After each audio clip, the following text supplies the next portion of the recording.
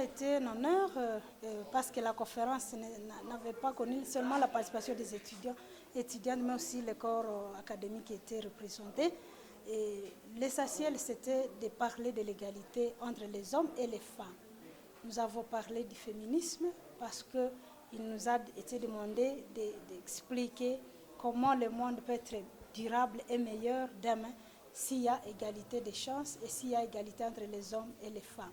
Nous avons demandé aux participants de pouvoir appuyer cette lutte qui demande que nous puissions respecter les femmes, les droits des femmes aussi, et que les femmes puissent être encouragées à évoluer et à bannir certaines antivaleurs qui constituent des... Le thème a non seulement évoqué certains principes ou une certaine idéologie du féminisme ou de lutte pour les droits des femmes, mais ça a été aussi plein de conseils pour la jeunesse de l'IBTP et beaucoup plus la jeunesse féminine de l'IBTP, parce que c'était une occasion pour nous d'instruire et plutôt d'éduquer ces jeunes filles à pouvoir se montrer compétentes, à pouvoir bannir les antivaleurs comme l'attentisme et la dépendance, déjà au niveau des auditoires, mais nous les avons encouragés à pouvoir chercher toujours l'excellence, sans laquelle nous ne saurons revendiquer cette égalité,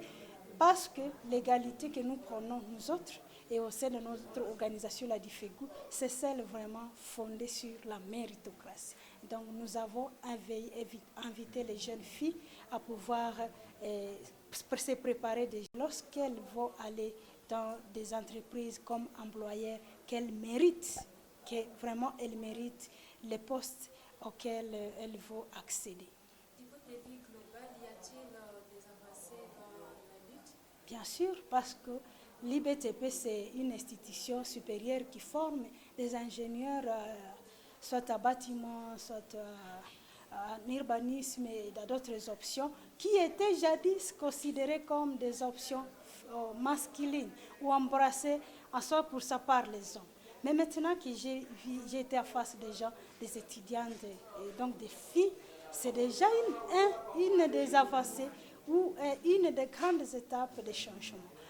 Aussi au niveau politique, à tous les niveaux, il y a des changements parce que nous voyons toujours que même les quotas des femmes dans le gouvernement évoluent bien et dans des entreprises publiques ou privées, il y a toujours des changements, sauf quelques soucis qui demandent toujours des réglages éducationnels, des réglages par des sensibilisations, et nous allons les faire. Et ne vous en faites pas, ces réglages, c'est aussi du côté des hommes, mais nous, comme nous nous occupons d'abord de la préparation, de la promotion de la femme par la méritocratie, nous nous intéressons beaucoup plus à ces réglages, donc à terme des conseils et éducation du côté des femmes. Et qu'est-ce qui doit encore être fait du côté de la jeune fille?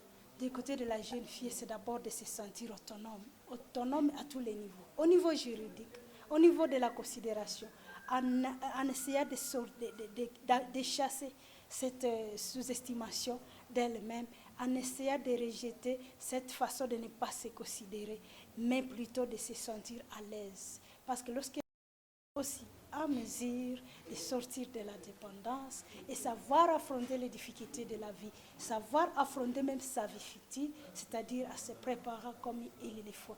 Et l'égalité ici s'imposera, j'en suis sûre, et elle doit accompagner cela par une astuce vraiment très importante. Elle doit accompagner cela par l'autonomisation. Elle doit toujours travailler, fournir des efforts, pas dépendre toujours des hommes et ne pas considérer qu'elle est inférieure à l'homme. Quel message vous lancez à toute la communauté à cette édition 2022 pour la journée de la femme?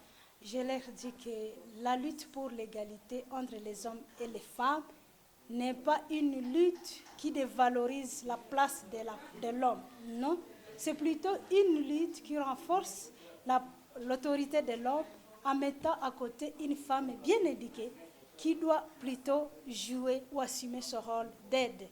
Et donc c'est une lutte qui mérite soutien des hommes et des femmes pour que nous puissions voir des sociétés équilibrées.